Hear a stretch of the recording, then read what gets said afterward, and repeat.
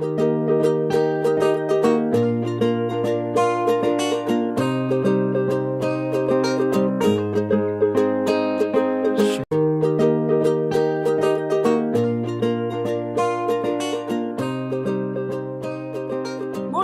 et bienvenue dans cette nouvelle émission d'Astro Vidéo qui se passe toujours dans les jardins de Bercy.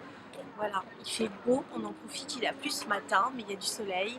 Nous arrivons dans le début de l'automne, il fait un temps très agréable, de faire 22 degrés, quelque chose comme ça. Et on a dépassé les temps de canicule, alors on va profiter de cette journée. Alors il y a des animaux partout, on a vu une tortue nager, il y a des carpes, des poules d'eau, il y a des canards, des cannes, enfin, c'est vraiment très sympa. Ici, si vous venez à Paris, n'hésitez pas à venir à Bercy Village. C'est direct, c'est au bout de la ligne 14, vous savez, la ligne automatique. J'en profite pour faire une annonce, puisque mercredi, je serai en direct sur IDF1. Donc vous aurez toutes les informations au début de cette vidéo et vous pourrez faire le 3267 pour me poser vos questions si vous le souhaitez. Ce sera de 14h05 à 15h et puis je crois le soir aussi. Donc soyez bien à l'affût. On va parler maintenant de ces aspects marquants de ce 26 septembre 2016. Alors tout d'abord, il y a un très bel aspect avec Mars. Mars est dans le signe du Sagittaire et il se trouve mais vraiment à la toute fin du Sagittaire, et donc il va favoriser Uranus qui est dans le signe du Bélier. Donc on va dire que quelque chose de mental, c'est aussi les cornes du Bélier, hein, donc c'est la tête en Sagittaire, donc c'est vraiment le chef d'entreprise qui va foncer, mais ça va être les actions, les bonnes volontés, c'est le dynamisme qui sera en bon aspect avec Uranus. Uranus, c'est tout ce qui est anticonventionnel, tout ce qui est retournement de situation, tout ce qui va être fraternité, tout ce qui va être ouverture, tout ce qui va être média aussi, tout ça. Il y a un souffle nouveau qui souffle, hein, forcément, avec donc Uranus qui est rétrograde, c'est-à-dire qui recule. C'est-à-dire qu'on a l'impression que par rapport à la Terre, Uranus, qui est le maître du Verseau, recule. J'ai un public de pigeons devant moi, des vrais pigeons, hein. Alors, ça nous donne quoi? Ça veut dire qu'il y a du dynamisme, ça rigole, une intelligence fulgurante. Uranus, c'est l'intuition, les traits d'esprit, la grande rapidité de réflexion, la vivacité, le sens de la répartie. Et Mars, qui est mais à 29 degrés 26 secondes, c'est-à-dire sur 30 degrés, on a vraiment la toute fin, les dernières secondes. Il fait un très bel aspect avec Cérès. Cérès, c'est un planétoïde, hein, symboliquement c'est elle qui a appris aux hommes à faire le blé. C'est dans le signe du Taureau, donc on peut se dire qu'il y a une grande sensualité, il y a du discernement, il y a une envie de construction, on a l'impression qu'on a le temps devant soi. Donc c'est un désir de liberté pour construire tel qu'on le souhaite à son image. Mars fait un très bel aspect avec Vénus. Vénus est dans le signe du Scorpion, mais comme Mars est en train de passer vers le signe du Capricorne, il y a déjà une influence qui est une influence positive, où on se dit que on peut être séducteur, on peut être charmeur, il y a de l'harmonie. En tout cas, c'est quelque chose qui est plaisant. Il faut savoir que Vénus est quand même le maître du Taureau et que dans le signe du Taureau, on avait Cérès qui est lui-même en bon aspect avec Mars. Donc, il peut y avoir quelque chose de très positif, de très sensuel, de très amoureux. Il peut y avoir, je ne peux pas dire un coup de foudre, mais pourquoi pas. En tout cas, un nouveau départ et on se dit que, ma foi, on aimerait bien se laisser séduire. C'est pas mal cet aspect de la journée. Alors on va aller à Pluton, Pluton qui est dans le signe du Capricorne, qui est bien installé. Pluton fait un très bel aspect, c'est-à-dire 4 signes d'écart, ce qu'on appelle un trigone, c'est-à-dire 4 fois 30 degrés, 120 degrés. C'est un aspect de grande facilité, un aspect de chance, un aspect de confort planétaire. Et vous savez qu'un aspect, c'est comme les courroies entre deux roues d'un vélo. Donc quand la courroie est bien huilée, eh bien l'information elle va bien passer entre les planètes. Quand la courroie est rouillée, ça nous fera un aspect de tension, un aspect un peu plus difficile et il faudra faire un effort pour obtenir le même résultat. En l'occurrence, ici, on a un très bel aspect entre Pluton. Pluton, c'est le maître du Scorpion. Pluton, il est dans le Capricorne, donc c'est comment aller au fond des choses de manière concrète et pragmatique. En très bel aspect avec la conjonction Mercure, chemin de vie. Mercure est redevenu direct depuis le 22, donc c'est beaucoup plus facile pour les Vierges et pour les Gémeaux. C'est plus facile pour les échanges commerciaux. Mercure est bien dans son domicile, dans le signe de la Vierge, dans le deuxième décan, et il fait un bel aspect avec le nœud nord, donc le chemin de vie. Ça veut dire que maintenant, vous allez pouvoir négocier votre route. Ça y est, le chemin il est en train de se tracer beaucoup plus facilement, et la transformation qui est liée à Pluton, Pluton c'est la transformation, c'est aller au-delà des apparences, dans un signe de service de manière pragmatique, vous permet d'aller vraiment sur le juste chemin. Donc, on a Pluton qui est la transformation, maître du Scorpion, en bon aspect avec Mercure. Donc, il peut y avoir des échanges qui vont être fructueux sur le plan financier, mais ça veut dire aussi que le gouvernement, symbolisé par Pluton, lui-même est en train de proposer des choses qui sont intéressantes en matière d'économie, par exemple. Donc, c'est en train de se mettre en place.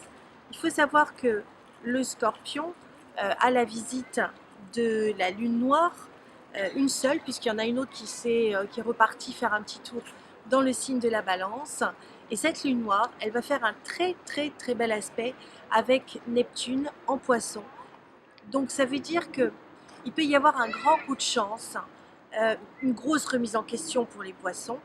Mais par exemple, si vous avez, je pense au Cancer par exemple, le Scorpion est la maison 5, donc la maison des amours des Scorpions, et donc il peut y avoir une rencontre incroyable sur le plan amoureux. Pareil pour les Scorpions, et bien leur pôle amoureux, ça va être le Poisson. Et là, on peut se dire qu'il peut y avoir une rencontre encore, vous voyez, c'est bien sous le signe de l'harmonie, de la transformation positive intéressante pour les Poissons, pour les Scorpions. Donc remise en question chez les Scorpions. Les Poissons sont pleins d'espoir, ils récupèrent quelque chose, ils récupèrent le fruit de leurs efforts, puisque Neptune est rétrograde, donc elle leur impose quand même encore des obligations, mais juste à côté on a le nœud sud, donc on peut y être amené pour les Poissons à revivre une situation qui avait été déjà vécue par le passé, mais ça peut être aussi des retrouvailles du passé, sur le plan amical, sur le plan professionnel, tout dépend après du signe dans lequel vous êtes, de la maison dans laquelle se situe ce signe-là dans votre thème, pour être plus précis. Alors, ce qui est vraiment sympa, c'est que Neptune conjoint au nœud sud fait aussi un bel aspect avec Pluton, ce qui nous donne de la force morale. Ça nous donne aussi un grand désir de transformation. C'est un changement qui est positif, c'est une inspiration, c'est aussi une amélioration sur le plan financier. Donc pour les Poissons par exemple, ça va être de nouveaux projets, des amitiés. Et puis à la toute fin du Poisson, on a Chiron. Alors Chiron, c'est soit la blessure, soit le guérisseur. En l'occurrence ici, ça va être le guérisseur, puisqu'il est en bon aspect avec Uranus, rétrograde. Uranus, on a toujours l'impression qu'il recule. Donc l'énergie d'Uranus arrive encore à l'intérieur de soi, pas forcément à l'extérieur, mais à l'intérieur. Donc on est en train de mûrir un grand désir de changement, de liberté, pour être encore plus conforme à ce que l'on est soi. Donc il y a une guérison, une auto-guérison, une réparation pour les béliers, mais aussi pour les poissons. Ça va être aussi excellent pour les sagittaires du troisième décan. Ça va être aussi très bon pour les lions. Alors on m'a dit que je ne parlais pas souvent des Verseaux. Oui, mais en fait j'ai pas assez précisé que, et je vais le préciser maintenant, c'est que Uranus il met du Verseau, je n'ai pas arrêté de vous parler d'Uranus. Donc pour moi, dans ma tête d'astrologue, évidemment, j'ai fait un raccourci. Si je vous parle d'Uranus, automatiquement, je parle du Verseau. Donc ça, c'est un petit clin d'œil à Marie-France, qui se reconnaîtra, qui m'a dit « Ouais, mais tu parles pas des Verseaux. » Mais si, je n'arrête pas de parler des Verseaux. Donc Uranus fait un très bel aspect avec Mars. Donc ça, c'est un changement positif. Ça touche automatiquement les Verseaux. Alors si je parle un petit peu des Verseaux, les Verseaux financièrement, c'est pas encore au point, mais ils sont en train de se retrouver, meilleure communication, les Verseaux, comment on pourrait dire, c'est qu'ils se sentent un peu isolés vis-à-vis de leur famille, où il peut y avoir une charge familiale un peu plus importante que prévu, Au niveau des amours, bon bah c'est pas si mal.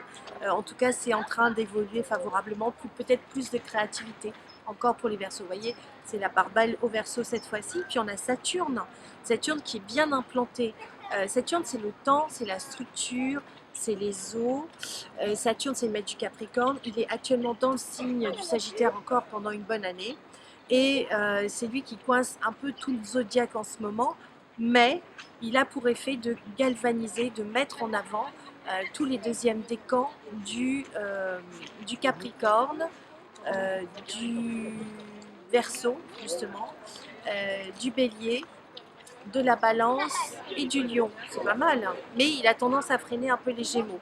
Donc encore une fois, si vous êtes Gémeaux, vous pouvez vous sentir isolé, bloqué. Ça peut être une des possibilités. Après, il faut voir dans quelle maison se trouve, dans quelle maison ça se trouve. J'ai un fan club. Saturne est donc au carré du Poisson. On l'a senti de manière assez violente vers le 10 septembre. Mais c'est en train de s'estomper. Donc il y a pu y avoir une grande contrainte à un moment donné. Cette contrainte est en train de s'estomper, ou en tout cas il y a une impulsion qui a été donnée, puis maintenant ça s'efface. Progressivement ça va rentrer dans l'ordre, puisque le coup de semonce a incité à avoir une structure. Donc il y a une obligation de se réorganiser. Saturne fait un carré avec la conjonction Mercure et chemin de vie dans le signe de la Vierge. Donc là encore, les petites Vierges sont obligées de se réorganiser, faire de la paperasse. Qu'est-ce qu'il y a d'autre? Saturne fait aussi un très bel aspect avec la Lune de transit, la Lune qui passe très très vite. Là, il peut y avoir une grande popularité, une force dans les sentiments. Voilà, plus rien ne sera comme avant, ça vous le savez. Il y a eu un changement d'énergie, il y a eu un portail d'énergie qui est passé le 10. Le 10, c'était une période marquante. Le 16, il y avait une éclipse.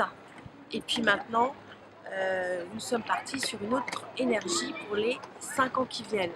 Donc c'est une période importante, une période aussi qui va vous demander d'être vraiment en accord avec vous-même, et à partir de maintenant, vous allez pouvoir concrétiser, créer des choses sur le long terme. Vous avez 5 ans pour réaliser vos rêves les plus chers, donc allez-y, vous n'avez pas de temps à perdre. J'aimerais rajouter aussi un élément marquant, puisqu'aujourd'hui il y a une conjonction vraiment, elle est très très très exacte, elle est quasiment fusionnelle, entre Jupiter, la chance, l'expansion, et le Soleil dans le signe de la Balance. Pour vous donner une petite information, Jupiter est à 3 degrés 39 et le Soleil est à 3 degrés 47. Donc on a très très peu d'écart, et cette influence fera que par exemple les enfants qui vont naître ne seront pas simplement des balances, mais des balances influencées par Jupiter. Ce seront des jupitériens. Quand le Soleil est collé à une planète, automatiquement il prend la coloration de la planète. Aujourd'hui donc un jour très marquant, très fort, très important. Pour résumer cette journée, c'est une journée qui va être dans l'harmonie, une journée qui va vous apporter des événements nouveaux, qui va vous permettre de rebondir, qui va vous donner les clés pour avancer, pour prendre des risques.